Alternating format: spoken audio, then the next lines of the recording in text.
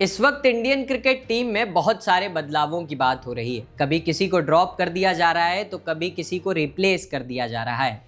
और ये बातें सिर्फ टीम मैनेजमेंट में ही नहीं हो रही हैं, ये सारी बातें बाहर लोगों के बीच में भी हो रही हैं। इन्हीं बातों के बीच एक बहुत बड़े बदलाव की बात हो रही है कि शुभमन गिल को हटाकर श्रेयस अय्यर को ओडीआई में एज अ कैप्टन कंसीडर किया जाएगा।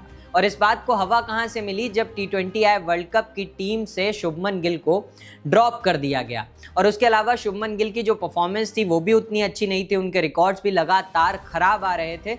इस वजह से इन बातों को बहुत ज़्यादा हवा मिल गई कि श्रेयस अय्यर को ओडीआई में एज अ कैप्टन कंसीडर किया जाएगा। ऐसी कोई भी पुष्टि टीम मैनेजमेंट की तरफ से नहीं हुई है, बीसीसीआई ने नहीं बोली है, मगर ऐसा महसूस हो रहा है क्योंकि जो बुक थी टीम मैनेजमेंट की उसमें शुभमन गिल इस वक्त नज़र नहीं आ रहे हैं। इस वक्त शुभमन गिल के ऊपर जो डिसीजन लिए जा रहे हैं बीसीसीआई की तरफ से, टीम मैनेजमेंट की तरफ से, वो अच्छे नज़र नहीं आ रहे हैं। वो संकेत उस तरफ जा रहा है कि हाँ, किसी और को कंसीडर किया जाएगा और वो किसी और श्रेयस अय्यर के अलावा और कोई नहीं हो सकता, क्योंकि श्रेयस अय्यर का जिस तरीके का रिकॉर्ड रहा है एज अ कैप्टन, उन्होंने आईपीएल में अभी पंजाब को फाइनल खिलाया, उससे पहले उन्होंने केकेआर को आईपीएल जितवाया था, आईपीएल में ही दिल्ली की कप्तानी करते हुए उन्होंने उसे भी फाइनल में पहुंचाया था, डोमेस्टिक में भी एज अ कैप्टन उन्होंने एक ट्रॉफी दिलवाई थी।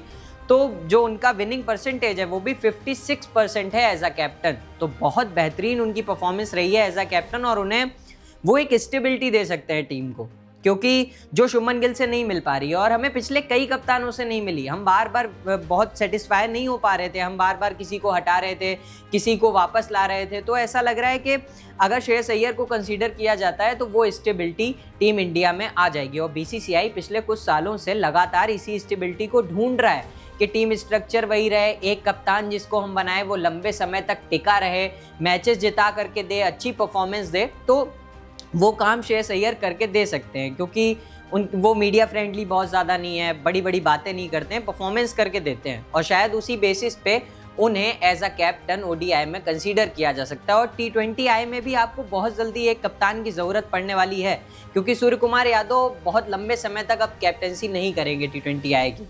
T20 वर्ल्ड कप में जैसा भी रिजल्ट रहेगा, अगर अच्छा रहता है तो भी वो शायद आगे अपने आप को कंटिन्यू ना करें, और अगर करेंगे भी तो इस साल को छोड़कर अगले साल तक आपको T20I में भी नए कप्तान की ज़रूरत पड़ने वाली है।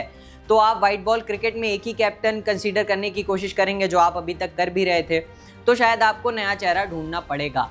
और शुभमन गिल के जैसे रिकॉर्ड रहे हैं उसके बेसिस पे तो ज़रूर ही किसी और को रिकंसीडर किया जाएगा, और करना भी चाहिए, क्योंकि लगातार जिस तरीके की चीज़ें रेड बॉल क्रिकेट में जो हाल हमारा हुआ, हम ऑस्ट्रेलिया से अभी ओडीआई सीरीज़ हारे, तो उन सारी चीज़ों को रिकंसीडर करना बहुत ज़्यादा ज़रूरी है बीसीसीआई के लिए। और शायद उन्हीं वजहों से ये बातें सामने आ रही हैं। कहीं ना कहीं कुछ तो बातें इस बारे में हो रही हैं, इसीलिए लोग इसे बाहर ला रहे हैं और इस बारे में बात कर रहे हैं। न्यूजीलैंड के साथ जो अभी सीरीज़ होने वाली है उसका भी T20I का इंडियन स्क्वाड आ गया है, उसमें शुभमन गिल नहीं है, उन्हें ड्रॉप कर दिया गया है। और 3 जनवरी 2026 को ओडीआई का भी इंडिया स्क्वाड आने वाला है।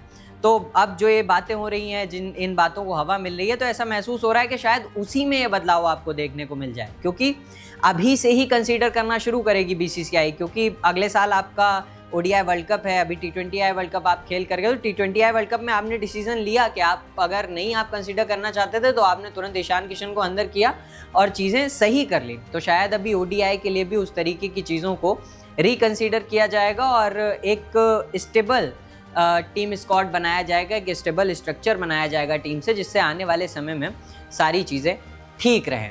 बाकी आपको क्या लगता है कि श्रेयस अय्यर को as a captain Shubman Gill को हटाकर कंसीडर करना चाहिए या नहीं करना चाहिए? हमें कमेंट बॉक्स में ज़रूर बताएं। और क्रिकेटिंग दुनिया की ऐसी कई खबरों के लिए देखते रहें क्रिकिज़म।